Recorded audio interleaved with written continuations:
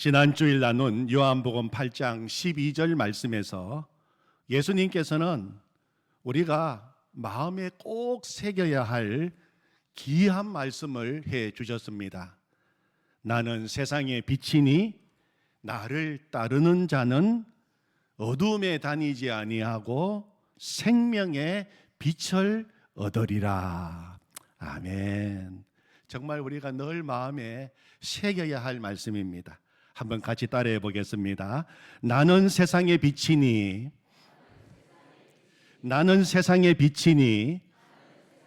나를 따르는 자는 어둠에 다니지 아니하고 생명의 빛을 얻으리라. 아멘. 우리가 빛의 근원이 아닙니다. 빛의 근원은 누구십니까? 예수님이십니다. 예수님이 이 세상의 빛이십니다. 예수님을 믿는 우리는 날마다 예수님의 빛을 받아 그 빛을 세상에 반사하는 사람입니다.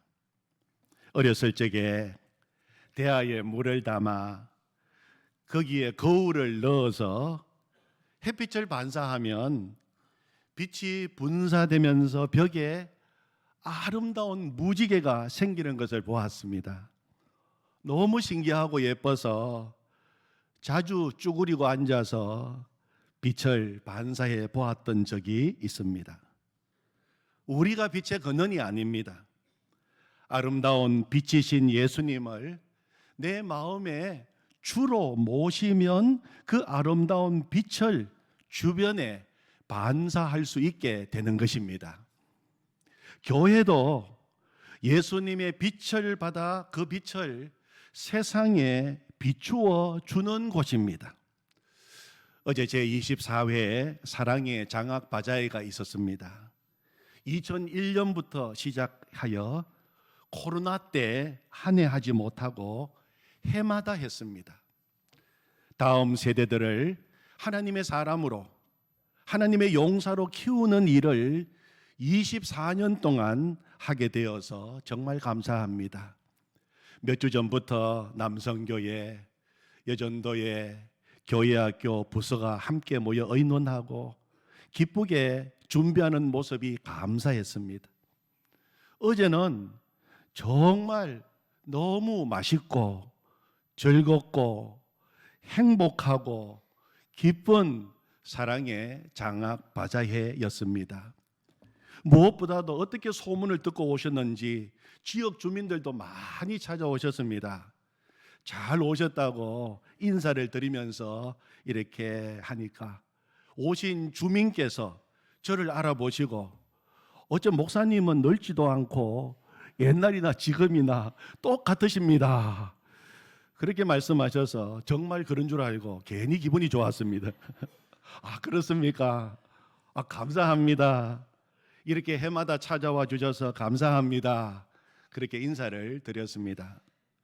오시는 주민들께서 칠성교회에 참 좋은 일을 한다고 칭찬을 많이 해주셨습니다. 장학바자회를 통하여 우리 교회가 지역사회에 주님의 빛을 바라는 기회가 되어서 감사했습니다. 함께 기쁨으로 수고해 주신 모든 성도님들께 진심으로 감사를 드립니다. 우리 교회가 계속해서 예수님을 세상에 드러내고 생명의 복음의 빛을 발하는 교회가 되기를 원합니다. 아멘. 나는 세상의 빛이라. 나를 따르는 자는 어두움에 다니지 아니하고 생명의 빛을 얻으리라. 그렇게 말씀하신 예수님께서 8장을 계속 읽어보면 이어서 아주 심각한 경고의 말씀을 하십니다. 8장 24절을 보면 예수님은 이렇게 말씀하십니다. 그러므로 내가 너희에게 말하기를 너희가 제 가운데에서 죽으리라 하였노라. 너희가 만일 내가 그인 줄 믿지 아니하면 너희 제 가운데에서 죽으리라. 그렇게 예수님께서 24절에 말씀하셨습니다. 아주 두려운 말씀을 하셨습니다. 세상에 비치고 생명의 빛인 나를 믿지 아니하면, 내게 오지 아니하면 너희가 제 가운데에서 죽으리라. 그렇게 예수님은 말씀하신 것입니다. 24절 한 절 말씀을 보면 이 말씀 한 절 말씀에 제 가운데 죽으리라 하는 말이 두 번이나 반복되어 나옵니다. 반드시 죽는다는 것입니다. 겁주기 위해서 한번 해보는 말씀이 아니라 반드시 그렇게 될 일을 말씀하고 계시는 것입니다. 나를 믿지 아니하면 제 가운데 죽으리라. 신약 성경의 모든 말씀은 동일한 경고의 말씀을 하십니다. 예수님을 믿지 아니하면 죽으리라. 요한복음 3장 18절, 그를 믿는 자는 심판을 받지 아니하는 것이요 믿지 아니하는 자는 하나님의 독생자의 이름을 믿지 아니함으로 벌써 심판을 받은 것이라. 그렇게 말씀하셨습니다. 요한복음 3장 36절에서는 아들을 믿는 자에게는 영생이 있고 아들에게 순종하지 아니하는 자는 영생을 보지 못하고 도리어 하나님의 진노가 그 위에 머물러 있느니라. 요한계시록 20장 15절에서는 누구든지 생명책에 기록되지 못한 자는 불못에 던져지리라. 그렇게 말씀하셨습니다. 성경은 분명하게 말씀하십니다. 확실하게 말씀하십니다. 애매하게 말하지 않습니다. 예수님을 믿지 아니하면 제 가운데 죽으리라. 점점 더 그 심판의 시간이 임박하고 있습니다. 그러므로 모든 사람은, 누구도 예외 없이 모든 사람은 예수님께서 나를 믿지 아니하면 죽으리라 하신 말씀을 정말 두렵게 들어야 합니다. 그리고 말씀을 들었다면 예수님께 나와야 합니다. 제약된 어둠의 자리에서 나와야 삽니다. 그렇지 않으면 말씀대로 심판이 임하게 되는 것입니다. 1945년 8월 6일 히로시마에 원자폭탄이 떨어져서 그 도시는 순식간에 잿더미로 변하고 말았습니다. 그러나 여러 기록에 의하면 원자폭탄이 그 도시에 투하되기 전에 미군은 일본 상공의 전단지 소위 삐라를 살포했다고 합니다. 이런 내용의 삐라였습니다. 일본 국민에게 고함, 당신 본인이나 친형제 혹은 친구의 목숨을 보존할 생각이 있으십니까? 그렇다면 이 삐라를 읽어 주십시오. 수일 내로 이 삐라에 적힌 도시에 미군 비행기가 날아와 폭격을 가할 것입니다. 다시 한번 경고합니다. 삐라에 적힌 도시로부터 도망치십시오. 그러나 수도 없이 뿌려진 이 전단지를 보고도 대부분의 일본 사람들은 대수롭지 않게 생각했습니다. 그 경고장을 거짓말처럼 여겼습니다. 그냥 한번 하는 소리, 겁주려고 하는 소리라고 생각했습니다. 그런데 그 전단지에 적힌 대로 1945년 8월 6일 오전 8시경 하늘에는 B-29 전투기가 나타났습니다. 히로시마 상공을 선회하던 전투기는 히로시마 상공에서 시큼한 물건 하나를 떨어뜨리고는 손살같이 히로시마 상공을 벗어났습니다. 잠시 후 쾅 하는 성광과 함께 히로시마 전역은 순식간에 잿더미가 되고 말았습니다. 히로시마 상공에서 투하된 원자 폭탄이 폭발하면서 바람과 열로 시내 전역이 불바다가 되고 잿더미가 되고 만 것입니다. 원자 폭탄이 투하되기 전 뿌려진 미군의 경고장을 그대로 받아들이고 믿고 피했던 사람은 살아났지만 그렇지 아니했던 사람은 다 죽고 말았습니다. 여러분, 오늘 나를 믿지 않는 자는 죽으리라 말씀하신 분이 누구십니까? 예수님이십니다. 우리를 위하여 자기 생명을 버리신 바로 그분, 사랑이 많으시고 긍휼이 무궁하신 그분, 죄인의 친구가 되신 예수님이 지금 말씀하십니다. 왜 사랑의 주님이 이런 무서운 말씀을 하고 계시는 것입니까? 사랑하니까 이 말씀을 하고 계시는 것입니다. 주님께 돌아와야 살 길이 열리고 어두움은 사라지고 생명의 빛을 얻게 되는데, 생명의 빛 가운데 살게 되는데 여전히 돌아올 줄 모르고 죽음의 절벽을 향하여 질주하고 있으니까 그들을 사랑하시기에 애타는 마음으로 이 말씀을 외치고 계신 것입니다. 죽음의 질주를 당장 멈추고 돌아오라. 사랑하는 성도 여러분, 우리에게도 예수님을 믿지 않는 영혼들을 바라볼 때 이런 애타는 주님의 마음이 있어야 되지 않겠습니까?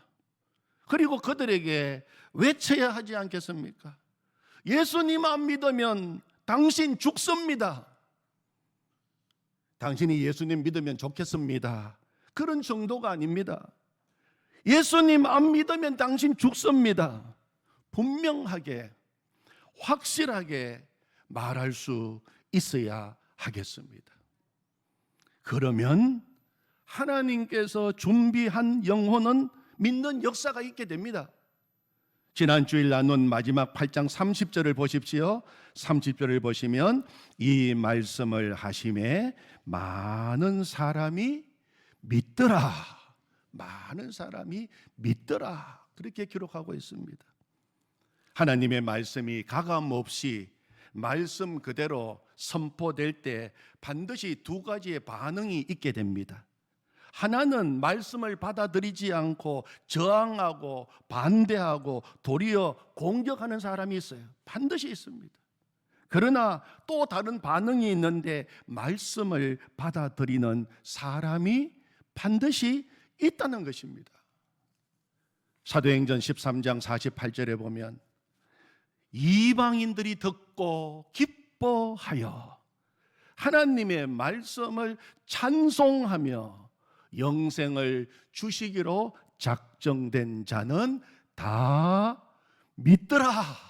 그렇게 기록이 되어 있어요. 누가? 이방인들이 말씀을 듣고 기뻐하여 하나님의 말씀을 찬송하며 영생을 주시기로 작정된 자는 다 믿더라. 바울과 바나바가 나가서 전도할 때 수많은 반박과 반대와 비방과 핍박도 받았지만 복음을 전하는 곳곳마다 하나님이 준비한 사람들이 있었고 하나님께서 영생을 주시기로 작정된 자는 다 믿는 생명의 역사가 일어나게 되었습니다. 여러분, 그러므로 우리는 복음을 반대하고 받아들이지 않는 사람을 보면서 낙심하거나 두려워하지 말고 하나님이 준비하신 영혼들이 반드시 있다는 것을 믿고 또 우리는 하나님이 준비하신 그 영혼이 누구인지 모르기에 때를 얻든지 못 얻든지 담대히 복음을 전해야 할 것입니다.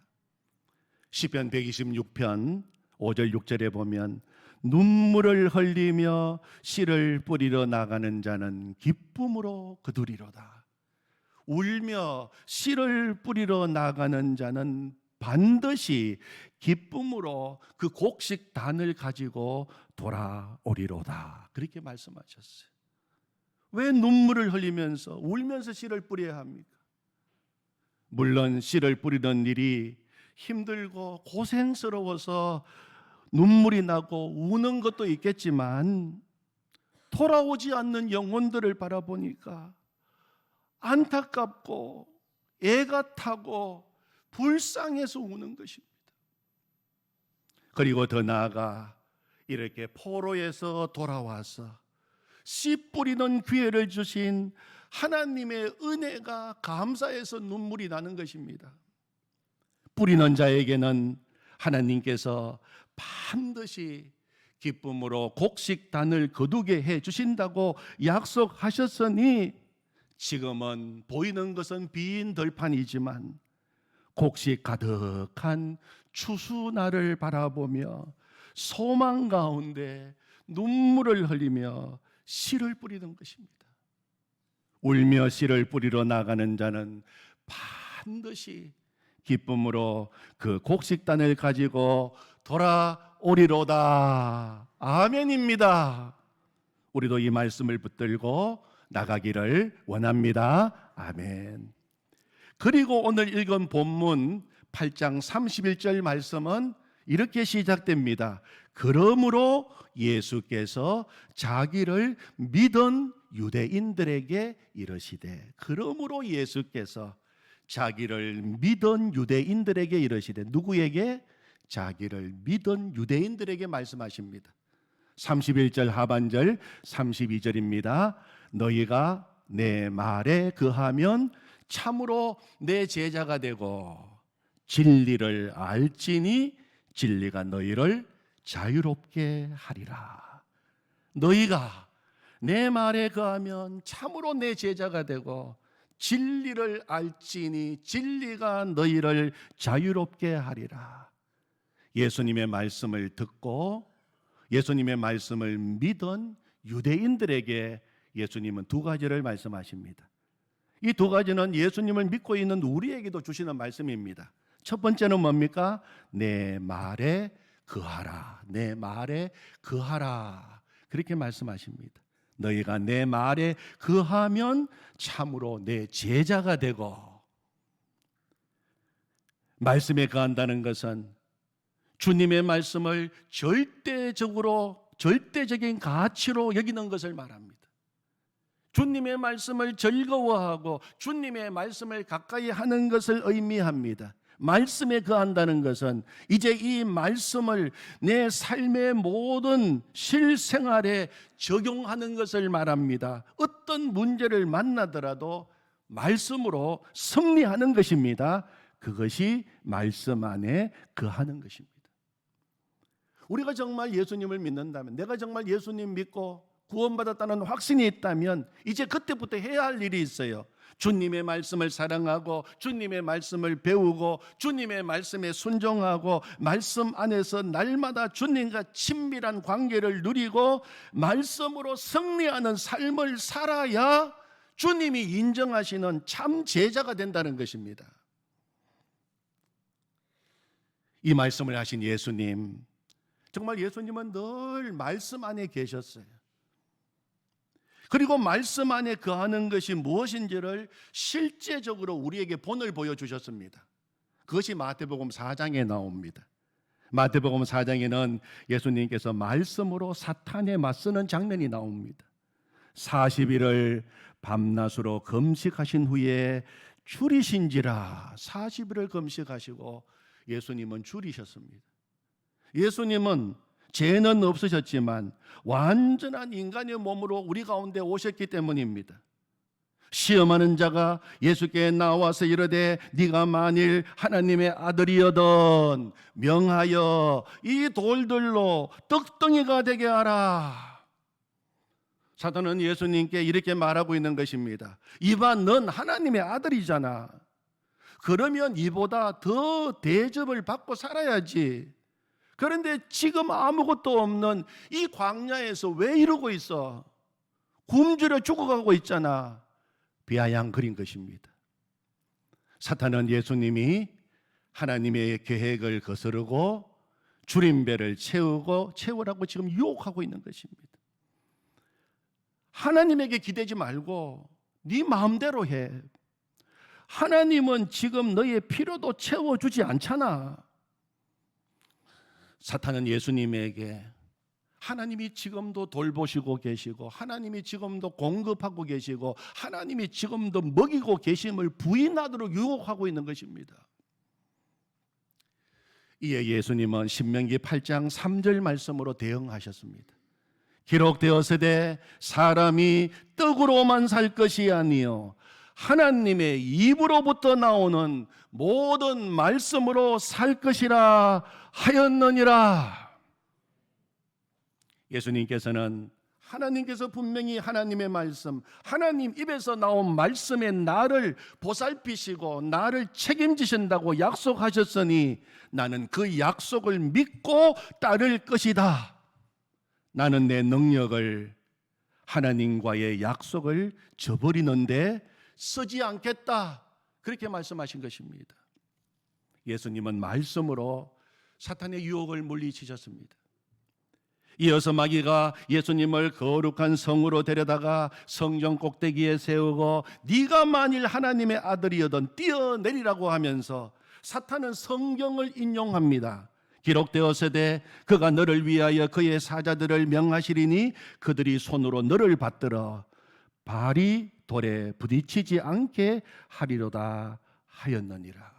사탄은 예수님께 네가 하나님을 믿고 따르겠다 했으니 그럼 진짜 여기서 뛰어내려봐. 하나님이 약속을 지키는지 확인할 수 있도록 말이야. 그렇게 말하고 있는 것입니다. 하지만 예수님은 이렇게 대답하셨습니다.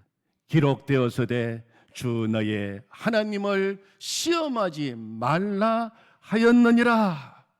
이 말은 감히 하나님을 이용하지 말라는 뜻입니다. 하나님을 신뢰하는 것과 하나님을 이용하는 것은 전혀 다른 문제입니다. 사탄은 계속 예수님에게 하나님을 이용하라고 이야기하고 있는 것입니다. 그리고 마지막으로 사탄은 예수님을 데리고 지극히 높은 산으로 가서 천하 만국과 그 영광을 보여주며 말합니다. 만일 내게 경배하면 이 모든 것을 네게 주리라. 그러자 예수님은 대답하셨습니다. 사탄아 물러가라. 기록되었으되 주 너의 하나님께 경배하고 다만 그를 섬기라 하였느니라. 그러자 마귀는 예수님을 떠나고 천사들이 나와서 예수님을 수종 들었다고 성경은 기록하고 있습니다. 하나님이 약속을 지키신 것입니다.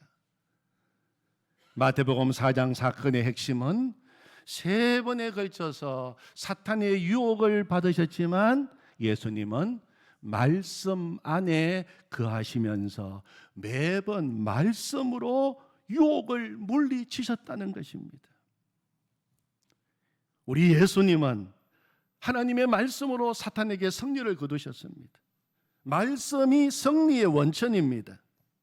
그런데 여러분, 하나님을 믿고 예수님을 믿는다고 하는 사람들 중에서도 여전히 자신의 논리로 사탄의 유혹에 맞설 수 있다고 생각하는 사람들이 많아요. 내 논리로, 내 경험으로, 내 지식으로 이는 불가능합니다. 오직 하나님의 말씀만이 우리에게 승리를 가져다 줍니다. 아멘. 사랑하는 성도 여러분, 우리가 진실로 진짜 예수님을 믿는다면 지금부터 해야 할 일은 하나님 말씀 안에 거하는 것입니다. 두 번째로 예수님은 믿은 유대인들을 향하여 진리가 너희를 자유롭게 하리라 그렇게 말씀하셨어요. 진리가 누구십니까? 진리는 예수님이십니다. 예수님은 내가 곧 길이요 진리요 생명이라고 말씀하셨습니다. 예수님만이 우리를 자유롭게 하실 수 있으십니다. 유대인들은 자신은 아브라함의 자손이고 우리는 누구에게도 종된 적도 없고 속박받지 않고 있다고 자랑스럽게 말했습니다. 그러나 그것은 그들의 교만을 드러내는 말이었어요. 유대인들은 모세의 시대에는 자유를 잃어버리고 애굽 사람들에게 종으로 예속되어 있었습니다. 바벨론 사람들에게 노예로 끌려가기도 했습니다. 그들은 예수님 당시에도 로마의 압제 아래에 있었습니다. 그러나 지금 예수님께서 말씀하시는 이 종은 더 비참하고 더 형편없고 더 절망적인 노예의 상태를 말하는 것입니다. 제2의 종에 대해서 말씀하고 계십니다. 34절입니다. 진실로 진실로 너희에게 이르노니 죄를 범하는 자마다 죄의 종이라. 예수님이 진리가 너희를 자유하게 하리라. 이 말씀은 죄로부터의 자유함을 이야기하고 계시는 것입니다. 죄를 범하는 자마다 죄의 종이라. 이 죄의 종에서부터 자유하게 할 수 있는 분은 나밖에 없다고 말씀하십니다. 여러분, 술을 끊을 수 없는 주정뱅이를 보십시오. 그는 죄의 종입니다. 노름을 끊을 수 없는 도박꾼을 보십시오. 그는 죄의 종입니다. 음란을 버릴 수 없는 사람을 보십시오. 그는 죄의 종입니다. 근력욕에 사로잡히고 돈에 사로잡히고 명예에 사로잡혀 있는 사람을 보십시오. 그는 죄의 종입니다. 우리는 이 시간 죄의 종이 되어서 살아가고 있는 수많은 사람들을 열거할 수 있을 것입니다. 그러나 무엇보다도 예수님 믿기를 거부하며 하나님을 떠나 어두움 속에서 죄의 종으로 살아가는 수많은 사람들이 있습니다. 사탄은 지금 이 순간에도 그들을 죽음으로, 지옥으로 끌고 가고 있습니다. 그러나 오늘 말씀을 통하여 우리가 소망을 가지게 되는 것은 예수님은 그들이 종인 것을 말씀해 주실 뿐만 아니라 죄의 종에서 해방되어 자유롭게 되는 길도 말씀해 주고 계십니다. 32절을 다시 보십시오. 진리를 알지니 진리가 너희를 자유롭게 하리라. 아멘. 우리 같이 한번 선포하십시다. 진리를 알지니 진리가 너희를 자유롭게 하리라. 36절입니다. 아들이 너희를 자유롭게 하면 너희가 참으로 자유로우리라. 아멘. 오직 진리신 예수님, 하나님의 아들이신 예수님만이 우리를 죄에서 자유하게 하시고 구원해 주실 수 있으십니다. 예수님은 우리를 죄에서 구원해 주시고 자유롭게 해 주시기 위하여 십자가 위에서 보혈을 흘려 주셨습니다. 나의 죄를 씻기는 예수의 피밖에 없네. 다시 정케하기도 예수의 피밖에 없네. 예수의 흘린 피 날 희게 하오니 귀하고 귀하다. 예수의 피밖에 없네. 아멘. 예수님을 믿어도 여전히 아직도 죄가 나를 사로잡고 있습니까? 예수님을 믿어도 나는 여전히 아직도 죄의 종으로 죄짐을 지고 있습니까?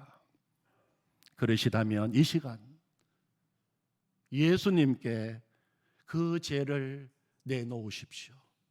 예수님 앞에 그 죄짐을 내려놓으십시오. 예수님만이 우리를 자유롭게 하실 수 있으십니다. 그리고 예수님은 우리를 자유롭게 하십니다. 죄에서 자유케 하실 분은 오직 예수 그리스도이십니다. 아멘. 하나님 감사합니다. 진리를 알지니 진리가 너희를 자유하게 하리라. 아들을 믿는 자에게 참으로 너희가 자유함을 얻으리라. 진리이신 예수 그리스도, 아들이신 예수님만이 우리를 자유롭게 하십니다. 우리를 자유롭게 하실 분은 오직 예수 그리스도 한 분이십니다. 그 주님이 오늘도 우리 가운데 계시니 감사합니다.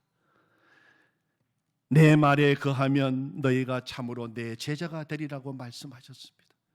예수님을 그냥 믿는 데서 그치지 않고 이제는 말씀 안에 거하여 주님과 날마다 행복한 동행을 하게 하여 주시옵소서. 승리하게 하여 주시옵소서. 예수님의 이름으로 기도하옵나이다. 아멘.